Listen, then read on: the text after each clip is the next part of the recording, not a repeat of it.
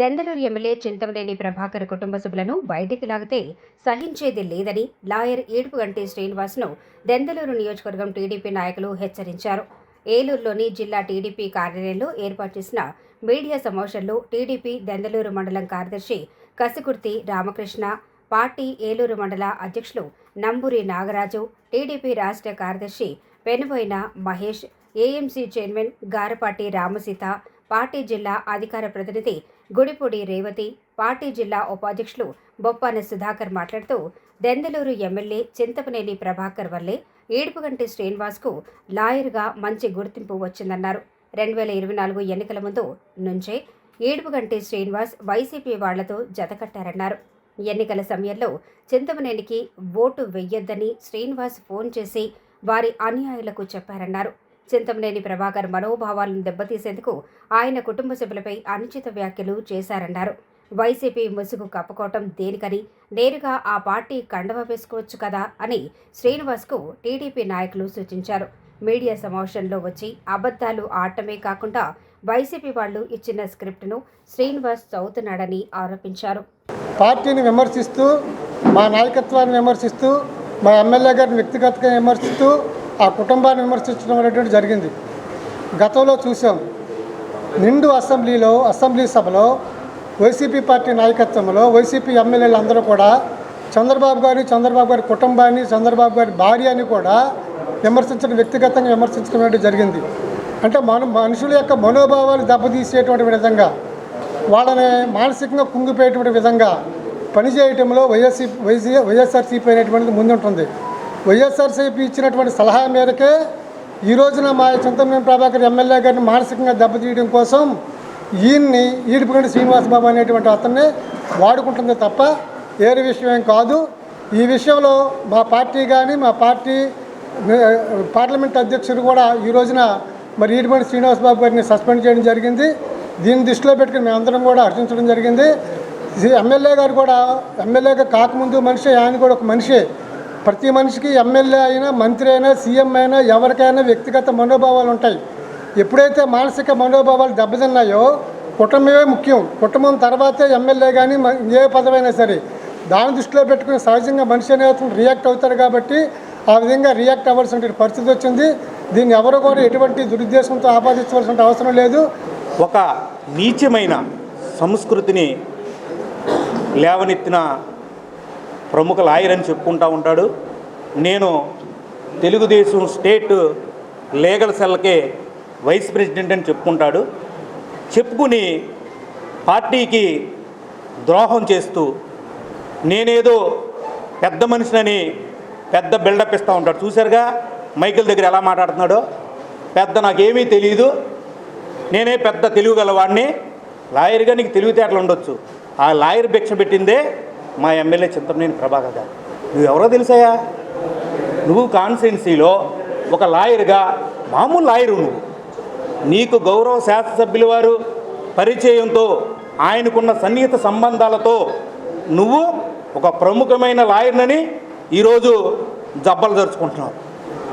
దాన్ని ఆసరాగా తీసుకుని మీ ఇద్దరు గతంలో చాలా అవినాభావ సంబంధాలతో మంచి మిత్రులుగా మీరు మెలిగిన విషయాలు మా అందరికీ తెలుసు.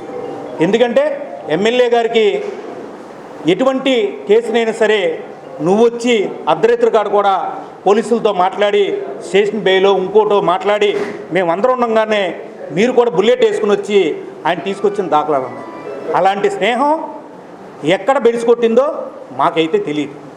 స్నేహాలు ఉంటాయి, మనస్పర్ధలు వస్తాయి. కుటుంబాల్లోనే అన్నదమ్ములకే మనస్పర్ధలు వస్తున్నాయి, తల్లిదండ్రులకే మనస్పర్ధలు వస్తున్నాయి, భార్యాభర్తలకే మనస్పర్ధలు వస్తున్నాయి. అలా మీ ఇద్దరికి మనస్పర్ధలు వచ్చినాయి. వస్తే నువ్వు బ్లాక్మెయిల్ చేస్తావా? కుటుంబాలు నువ్వు ఏదైనా ఉంటే డైరెక్ట్గా అటాక్ చేయాలి.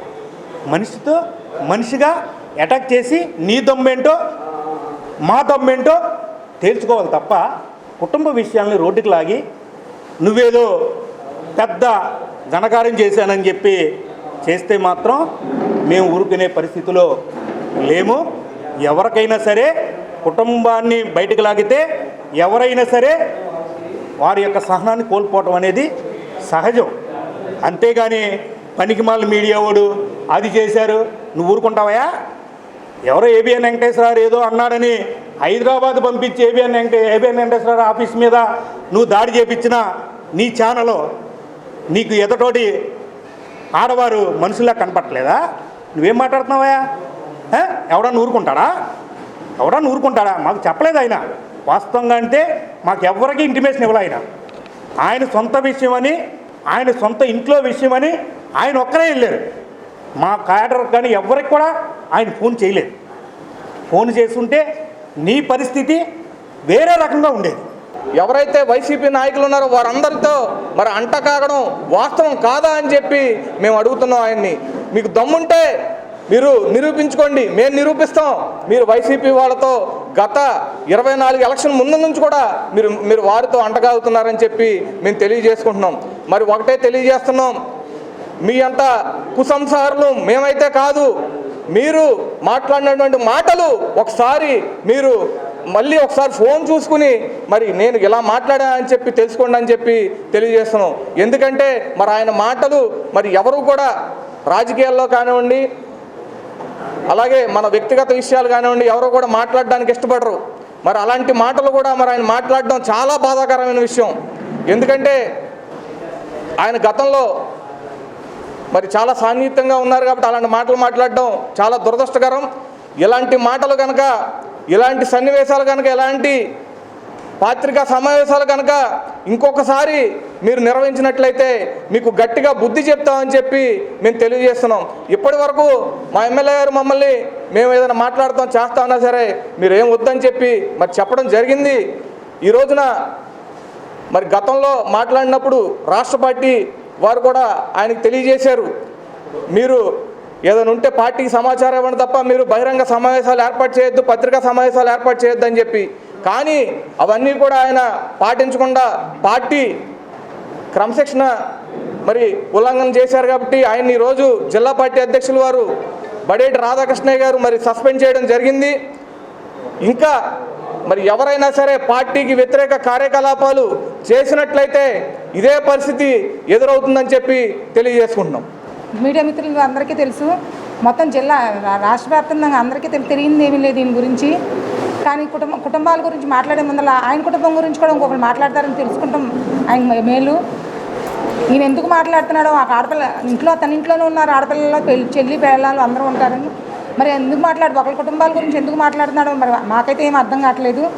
ఏదన్నా ఉంటే పై స్థాయిలో వచ్చి చెప్పమని చెప్పారు, అయినా ఈయన వినిపించుకోకుండా పద్దాక మీడియా మిత్రులందరూ పిలవటం, నిమిషానికి ఒకసారి మీడియా పెడతాం, ఇవన్నీ కూడా మాకు ఇబ్బందిగానే ఉంది, పార్టీకి ఇబ్బందిగా ఉంది, మా కాన్స్టిట్యున్సీకి ఇబ్బందిగా ఉందని చెప్పి మేము బడేటి చంటి గారికి వచ్చి చెప్పడం జరిగింది.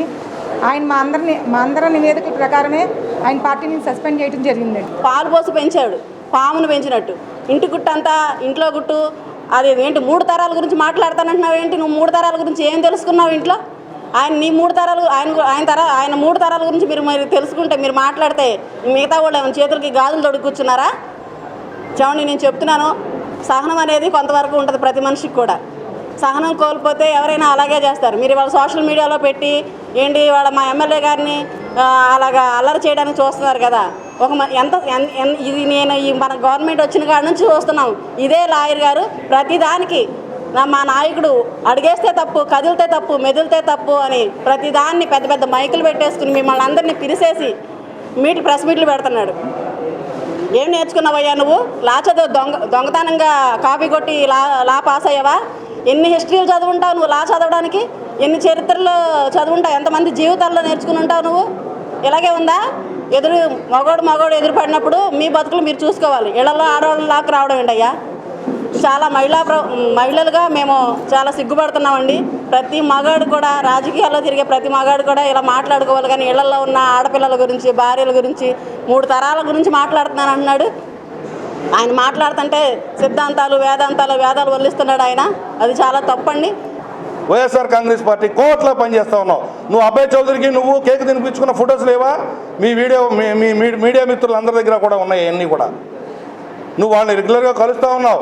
నువ్వు వైఎస్ఆర్ కాంగ్రెస్ పార్టీ కోర్టులో పనిచేస్తూ ఉన్నావు. నువ్వు ముసుగు తీసేసి నువ్వు వైఎస్ఆర్ కాంగ్రెస్ పార్టీలో జాయిన్ అయిపోయి నువ్వు అట్లా యాక్ట్ చేస్తే బాగుంటుందని చెప్పి నేను చెప్తా ఉన్నావు. పార్టీ కూడా ఫస్ట్ ప్రెస్ మీట్ పెట్టినప్పుడు కానీ ఇలాంటి కార్యక్రమాలు పెట్టినప్పుడు కానీ మేము నియోజకవర్గ స్థాయిలో మరి మాకు ఈ సమన్వయ కమిటీ ఏదైతే ఉందో ఆ సమన్వయ కమిటీ మీటింగ్ పెట్టి మరి తీర్మానం చేయడం జరిగింది సస్పెండ్ చేయమని చెప్పి. కానీ ఇప్పుడు వరకు కూడా సరే అది జరగలేదు. ఇప్పుడు ఈ ప్రెస్ మీట్ పెట్టారు కాబట్టి పెట్టి ఇప్పుడు మన జిల్లా పార్టీ ప్రెసిడెంట్ గారు ఎవరైతే ఉన్నారో చంటి గారు ఇప్పుడు సస్పెండ్ చేయడం జరిగింది. అది సంతోషమే. మరి ఈ ముసుగు తొలగిపోయి ఒకటే చెప్తా ఉన్నాం, పార్టీలో పనిచేయచ్చు ఎవరైనా రాజకీయంగా, వ్యక్తిగత దోషణలు అనేది మరి మానుకోవాలి. కుటుంబాల గురించి మాట్లాడటం మానుకోవాలి. నువ్వు న్యాయవాది వృత్తిలో ఉన్నావు కానీ ఒక కుటుంబాన్ని మరి నువ్వు ఏ విధంగా మాట్లాడావో అర్థమవుతూ ఉంది. నువ్వు జనసేన పార్టీలో కొంతమందిని నువ్వు జనసేన పార్టీ అని చెప్పుకున్న వాళ్ళని తీసుకొచ్చి నువ్వు ప్రెస్ మీట్ పెట్టి ఒక ఛానల్లో ప్రెస్ మీట్ పెట్టించిన మాట వాస్తవం కదా. అలాగే ఈరోజు నువ్వు ఏం చేస్తున్నావు, మిగతా అన్నీ కూడా నువ్వు అన్ని ప్రెస్ మీట్లలో నువ్వు స్క్రిప్ట్ రాసిచ్చేసి ఎలా మాట్లాడుతున్నావు అనేది అందరికీ తెలుసు.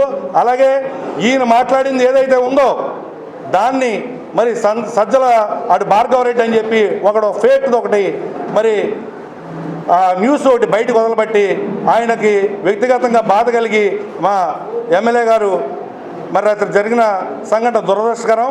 మరి ఎందుకంటే ఒక ఫ్యామిలీని దూషించినందుకు ఆయన బాధపడి అక్కడికి వెళ్ళడం జరిగింది తప్ప ఏ ఉద్దేశంతో కాదని చెప్పి మేము చెప్తా ఉన్నాం.